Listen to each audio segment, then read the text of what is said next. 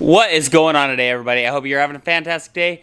I know I am. We're making progress, but it's going slow. Slower than I'd hope it would go. But with that, it's progress. So we're doing fantastic. Hope you're doing fantastic too.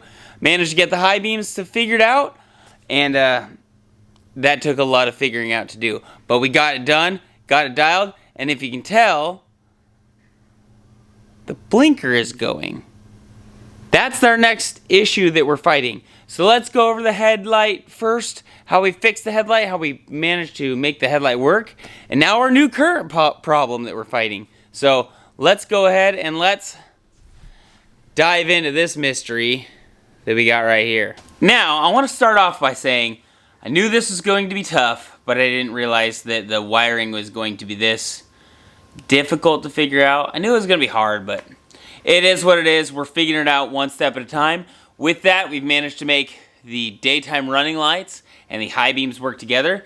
And this is officially version number 4 of my jumper cable that I've made.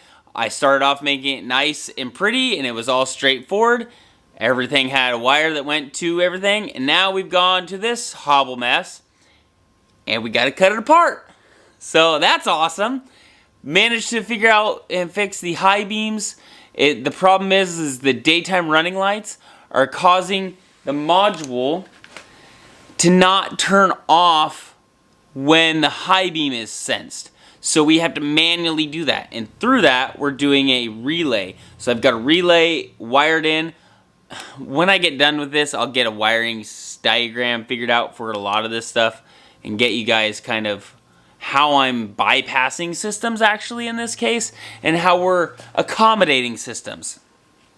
So, gone ahead, basically ran our power from our green to our relay. That's what's giving us constant power, our red power. Then we've got ground. Ground's pretty easy to figure out. And then yellow. Yellow is our pass-through signal. So right now it's going from green to yellow on here. It's going from green to yellow all the time. That's our daytime running lights. Now, once this senses, I've tapped into the high beams. Once the high beam sends signal through the red wire, that turns the relay off. So it's normally closed. And then it turns the relay off and opens the circuit so that it turns the daytime running lights off and allows the high beams to actually function. Once the high beams stop sending signal through here, the relay will close again, sending power back through the daytime running lights. So that's awesome, but now we were working on the turn signals. So the turn signals, I had this is the jumper out of here. So this is the Acura turn signal, and we've gone through, tried to get a signal out of this. Well, with it being LED, it's awesome that it's nice and new, but it's annoying that it's nice and new because it's actually got sensors in here to sense when the lights are actually working and when they're not. So when they're working, I can tap into this system and get my turn signals, switchback turn signals to work. When these are disconnected, so if I go ahead and disconnect even one of these sensors, they don't work at all. I can't get signal, it only sends 5 volts. When it's plugged in, I get 15 volts. So it's got a smart sensor well deep within this guy that's keeping that from switching over. So I thought that was going to be easy, just plug the turn signals in, steal the wires from where internal, steal the wires, and attach that to my daytime running lights. One wire in, one wire out of the headlight would be amazing. Well, now we've got to do at least another one. So our switchback module, so I have switchback turn signals. They work fine, but in order to have them going, I have to have power to them. Constant power for the white, right? For the daytime running lights, that's fine. But then I also need the turn signal. We just declared that the turn signal is not coming out of this one, so now I have to go to the car side.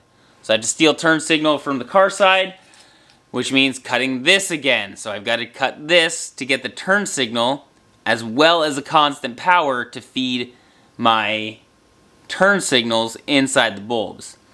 I didn't want that to happen because now there's going to be 2 connections. But slowly, surely, we're getting through this and figuring things out. In the process of trying to figure out where this turn signal is at, I managed to fry this thing. So I was trying to be cheeky and bypass the security system in this, and the security system said no. And now that's a $30 mistake, and that's a nice paperweight I've got. So if you ever want to see the inside of your MDX module, there you go. Now you've seen the inside of it.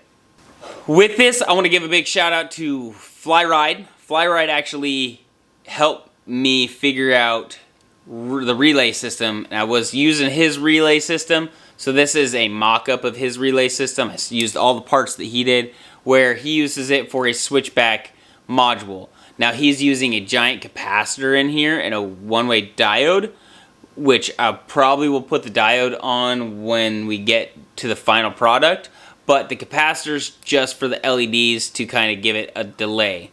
Now I don't need the capacitor, we're just running a straight relay system, so that relay is all I need. Instant on off. I want my high beams on instantly, so the faster I can get my high beams on, the better. The capacitor is going to take a little bit of time. So shout out Flyride for the sick tutorial on how to make these switchback modules with relays, but we're just going to use relay. So I was in the process of trying to figure out how to use some of these diode dynamic switchback modules, which would work great. They're LEDs, but I'm trying to turn off my high beams. Now I think these were rated for like 3 or 5 watts. It wasn't very much.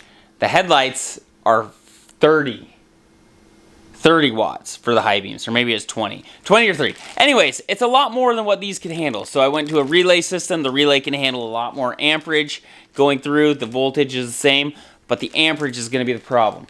So we're going to go ahead, figure out this wiring stuff. I went through, got the back of these headlights sorted out again. So now that they're all sorted out and they're all sealed up is a loose term, but they're all generally molded in. I've got a lot of work to finish them, but they're well on their way to being finished.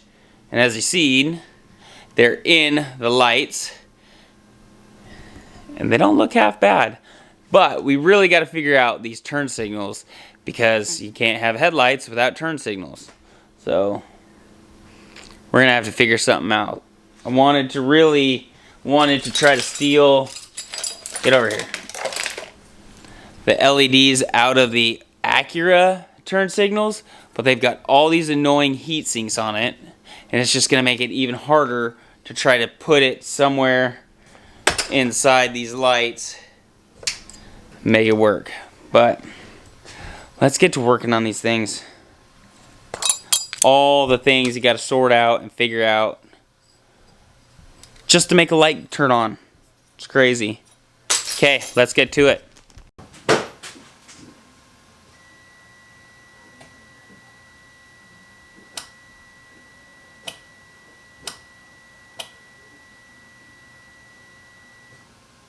So for my headlights, I've got 3 settings. I've got off, in the middle, which is like your marker lights, and then on. So I'm using this as my daytime running lights, and then this is my low beams, and then obviously pushing and pulling is high beams. So if we go ahead and turn this on, we can see that the lights are on. So that'll be my daytime running lights, and then I'll turn up one more. My lights are actually on. And then I can push it forward. If I push forward, that's my high beams. High beams are on. High beams are on. And I can pull back, and that turns my high beams on. High beams on. If I have it in the middle and try to pull my high beams on, they still turn on. So if my daytime running lights are on, I can still pull my high beams, and it turns the low and high beams on. and then off, they won't do anything. So we still got full function of the actual controller, or the way that the car is controlling the lights. We just have to trick the system, and then we have to know that, okay, this is what this is doing at the headlight level. That way you want to run around with all 5 on the daytime running lights, you can't have it turned all the way on. But they're not going to be as bright, so your nighttime is going to be that way. It'd be cool if these were automatic sensors, but again, that's another thing we'd have to figure out on how to get the actual automatics to go through and turn the lights on and off. So right now we've got enough headache to try to figure this out, but let's go ahead and work through some issues. So here's the turn signal that I'm actually trying to use with this.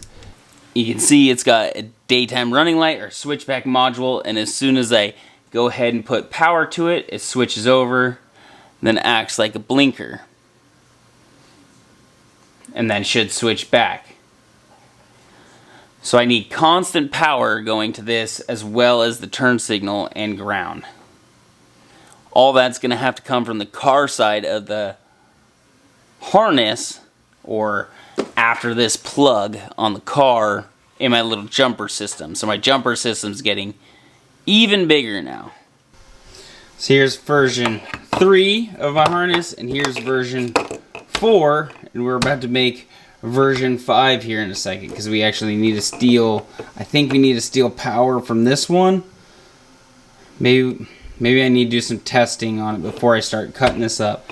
But I think I need power, which would be my green, to give it light, and then my turn signal, which is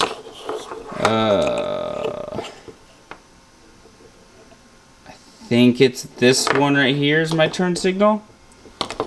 So then I'll need turn signal, and then yet another ground. So I'll have, what was that, four grounds coming out of this one splice. Let's get cut.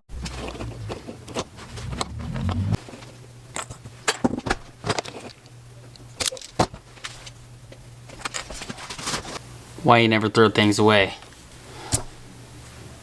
Stole all the cables off that for this relay. So now I've got all 3 colors I need. I wish this one was yellow, but it is what it is.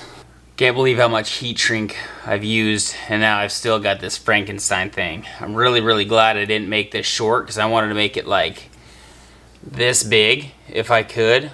So I'm really glad I spent the time and made it long in the beginning, because now I've got all this Frankenstein going on, and I might shorten it up, hopefully make it pretty, but I mean, this is what it was, and now this is what we're currently working with.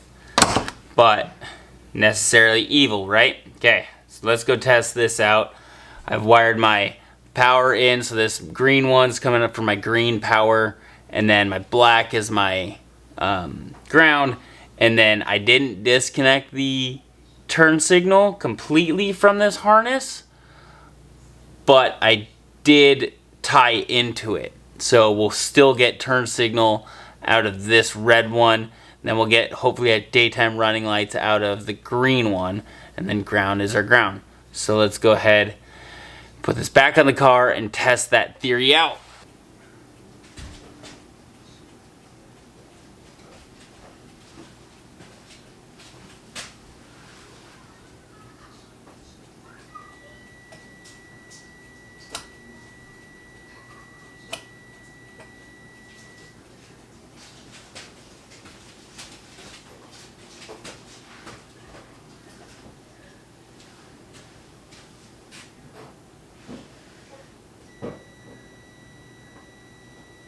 So that's kind of the problem I thought we were going to have with this, is that the daytime running lights weren't going to turn on unless there's actually power going to them, which, I mean, isn't the biggest deal in the world. Honestly, all I really need is the turn signals. That's just purely aesthetics then at that point. And then I have the daytime running lights from there. So might not even run that, and just, let's see, which one would it be? It'd be this one. Might just run those and then have the blinker. I don't know. We got some figuring out to do, some thinking to do, but look at that. Quick little change, and we managed to get the turn signal and daytime running lights figured out. Now, before the comments start, this is actually the one for the other side. It's just the first one that I grabbed. This one actually goes for the other side. They should be pointing out or going out, but the process is the same. It's just going to be literally going to be flipped. So there, it's coming along great. If you stayed till this long in the video, thank you so much. Give it a big thumbs up. I appreciate you guys. And here is something for you guys to look forward to that stayed all the way to the end. Check this out.